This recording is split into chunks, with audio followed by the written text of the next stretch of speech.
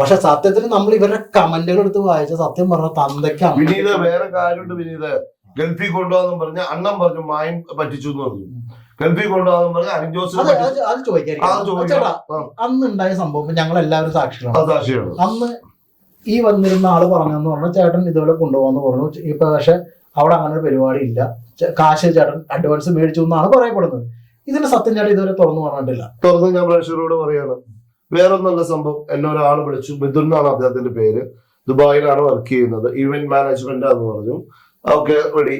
അപ്പൊ ഞാൻ ഇത്ര ക്യാഷ് പറഞ്ഞു, ഒരാൾക്ക് 50 രൂപ വെച്ച് മൊത്തം 1.5 ലക്ഷം രൂപ. ഓക്കെ റെഡിയാന്ന് പറഞ്ഞു. 3 പേർക്കും കൂടെ കൂടി ഞങ്ങള് ഓടി നടന്ന് പാസ്പോർട്ടെല്ലാം ഒപ്പിച്ചെടുത്തു.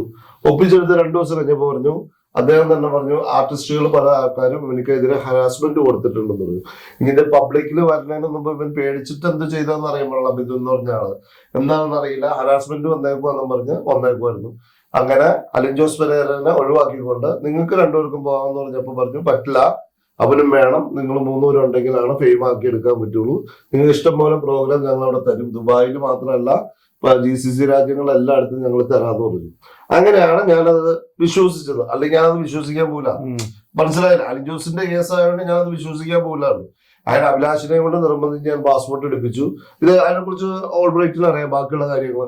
ഓൾബ്രൈറ്റ് വന്നു, ഓൾബ്രൈറ്റ് എന്നെ വിളിച്ചു പറഞ്ഞപ്പോ തന്നെ ഞാൻ പറഞ്ഞു പാസ്പോർട്ട് ഞാൻ തിരിച്ചു കൊടുത്തേക്കാം. പാസ്പോർട്ട് എനിക്ക് എന്തായാലും ശരിക്കും പറഞ്ഞല്ലേ മായിഞ്ചേട്ടൻ പൈസ മേടിച്ചു എന്ന് പറഞ്ഞു. അപ്പൊ ഞാൻ പറഞ്ഞ പെരേര ഇത് വിശ്വസിക്കണ്ട. കാരണം പൈസ മേടിച്ചിട്ടുണ്ടെങ്കിൽ ഇപ്പോഴേ പുള്ളിയെ തൂക്കും. കാരണം പൈസ മേടിച്ചിട്ട് ഏത് വിദേശത്തു നിന്നും ഒരാളെ പൈസ മേടിച്ചിട്ട് ഇവിടെ അയാൾക്ക് കോണ്ടാക്ട് കാണുവേ. മായിഞ്ചേട്ടന്റെ വീട് തപ്പിയെടുക്കാൻ വലിയ പാടൊന്നും, ബാങ്കിന്റെ സ്റ്റേറ്റ്മെന്റ് അടക്കം. അപ്പം ഞാൻ പറഞ്ഞു അത് ഞാൻ വിശ്വസിക്കുന്നില്ല എന്ന് പറഞ്ഞു. ഏതാ കുറച്ചൊക്കെ കാര്യം ഇവര് തമ്മിൽ അഭിപ്രായ വ്യത്യാസമൊക്കെ ഉണ്ടെങ്കിലും ഏറ്റവും കൂടുതൽ സ്റ്റേജ് പരിപാടി പിടിച്ചു കൊടുത്തത് പെരേരയ്ക്ക് മായിഞ്ചേട്ടനും അഭിലാഷാട്ട എന്ന് പറഞ്ഞ വ്യക്തിയാണ്. പക്ഷെ പെരേരയ്ക്ക് അതിന്റെ നന്ദിയൊന്നുമില്ല. കാരണം എന്താണെന്ന് വെച്ച് കഴിഞ്ഞാൽ പെരേരയും ഈയിടെ ഈ ഇന്റർവ്യൂല് പറഞ്ഞു ഏതോ ഒരു പെണ്ണിനെ കൊണ്ടുവന്നിട്ട് അവര് മറ്റേ എന്തോ കല്യാണ വീഡിയോ ചെയ്തു. ഞാനത് എതിർത്ത് വീഡിയോ ചെയ്തു. അല്ല, അതിന്റെ അകത്ത് പെരേര പറഞ്ഞ ഒരു വാക്ക് എനിക്ക് ഇഷ്ടപ്പെട്ടു. അഭിലാഷാട്ടയും പിന്നെ നിഷയൊക്കെ വീഡിയോ ചെയ്തത് ഫെയിമിന് ഇത് റീച്ച് കിട്ടാൻ വേണ്ടി അവര് വേറെ ചാനലിലാണ് ചെയ്യുന്നത്, സ്വന്തം പേജ് ചെയ്ത് പറയുന്നുണ്ടല്ലോ. നെഗറ്റീവ് ഇമ്പാക്ട് തന്നെയാണ് കാര്യമുള്ളൂ. കാരണം അദ്ദേഹം ഒരു കലാകാരനാണ് അവൻ. അപ്പൊ അവനെ സംബന്ധിച്ച് അവൻ പറയുന്ന അവൻ നെഗറ്റീവ് ഇമ്പാക്ട് ആണ് അവനക്ക് ഇഷ്ടം.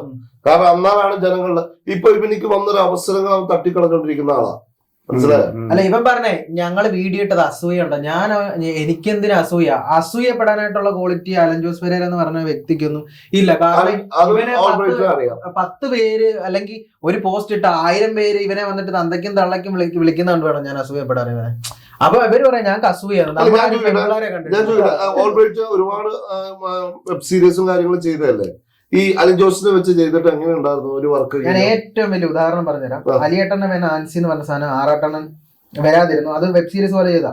6 വന്നില്ല. ഒറ്റ രാത്രി കൊണ്ട് ഞാൻ സ്ക്രിപ്റ്റ് എഴുതി മാറ്റി ഒരു 2-3 സീനാക്കി ഒതുക്കിയിട്ട് അന്ന് രാവിലെ 10:30 ഒക്കെ ആയപ്പോ തുടങ്ങിയ വർക്ക് വെളുപ്പിനെ 3:30-4 മണിയായി. പാക്കപ്പ് വിളിച്ചപ്പോ വർക്കിന്റെ ഔട്ട്പുട്ട് കിട്ടിയത് 4 മിനിറ്റ്. പ്രസാദേട്ടനെ വെച്ചിട്ട് ഞാൻ 10:30 വർക്ക് തുടങ്ങിയിട്ട് രാത്രി 11 മണിയായപ്പോ വർക്ക് തീർന്നു. എനിക്ക് കിട്ടിയെന്ന് പറഞ്ഞു കഴിഞ്ഞാൽ 12-13 മിനിറ്റിന്റെ ഔട്ട്പുട്ടാണ് കിട്ടിയത് ദീപാവലി എന്ന് പറഞ്ഞത്. അപ്പം അതാണ് വ്യത്യാസം. അവനെ കൊണ്ട് ചെയ്യിപ്പിക്കാനായിട്ട് എനിക്ക് ഭയങ്കര ടൈം എടുക്കും. വിനീതേട്ടന്റെ വർക്ക് ഒരു 32-33 ടേക്ക് പോയിട്ടുണ്ട്. പ്രസാദേട്ടനെ അതാ ഞാൻ പറഞ്ഞത്, ഏറ്റവും വലിയ ഉദാഹരണമാണ് ഞാൻ പറഞ്ഞത്. കാരണം പ്രസാദേട്ടനെ പോലുള്ള ആൾക്കാര് എന്ന് പറഞ്ഞു കഴിഞ്ഞാൽ കലാകാരന്മാരാണ്. അതായത് ഒരു സംവിധായകന്റെ കയ്യിൽ ഒരു രൂപം അല്ലെങ്കിൽ ഒരു ശില്പമാണ് ഒരു കഥാപാത്രം. അതിനെ വേണ്ട വിധത്തിൽ രൂപപ്പെടുത്തി എടുക്കുക എന്നുള്ളത് പ്രസാദേട്ടൻ ശരിക്കും ഒരു ശില്പമായിരുന്നു. നമ്മൾ വെക്കേണ്ടടുത്ത് കൊണ്ട് വെച്ചാൽ മതിയായിരുന്നു. അത്ര സിമ്പിൾ ആയിട്ട് അത്ര സിമ്പിൾ ആയിരുന്നു അല്ലെ? അത് സിമ്പിളാണ്. ഞാൻ പറഞ്ഞത് ഇപ്പൊ ഇവിടെ അഭിനയിക്കാൻ ഇപ്പൊ നമുക്ക് ഒരു വലിയ ടീം തന്നെ നമ്മളെ അഭിനയിക്കാനും ടെക്നിക്കൽ സൈഡ്. നമ്മൾ ഇനി ചെയ്യേണ്ടത് ഫ്രഷ് എലിമെന്റുകൾ ചെയ്യാന്നുള്ളതാണ്. അതുപോലെ പുതിയ ചേട്ടൻ പറഞ്ഞ പോലെ പ്രസാദേട്ടന് ഒരുപാട് പുതുമുഖങ്ങൾക്ക് അവസരം കൊടുക്കുന്ന അതാണ് ചെയ്യേണ്ടത്. കാരണം എന്ന് പറഞ്ഞാൽ ജനങ്ങള് ഒരു പരിധി വരെ മൊബൈൽ തുറക്കാൻ തന്നെ വെറുപ്പായി ഒരുപാട് പേര് നമ്മുടെ അടുത്ത് പറയുന്നത് എടാ നിന്റെ കൂടെയുള്ള ആൾക്കാരെ കണ്ടുകൊണ്ട് ഞങ്ങൾക്ക് പ്രാന്താണ്. രാവിലെ ഉറക്കത്തിനടിക്കുമ്പോ 1.5 GB അല്ലല്ല തുറക്കുമ്പോ സിൽവർ മീഡിയ പുള്ളിയുടെ രസം എന്താ പറയാ, ആദ്യം ഇങ്ങനെ വെച്ചിട്ട് നമസ്കാരം ഞാൻ അഭിലാഷ് ചേട്ടൻ എല്ലാം കഴിഞ്ഞിട്ട് നമുക്ക് ഇങ്ങനെ വെച്ചിട്ട് പറഞ്ഞു അങ്ങനെ പല പല സാധനങ്ങളില് പുള്ളി എടുത്തു.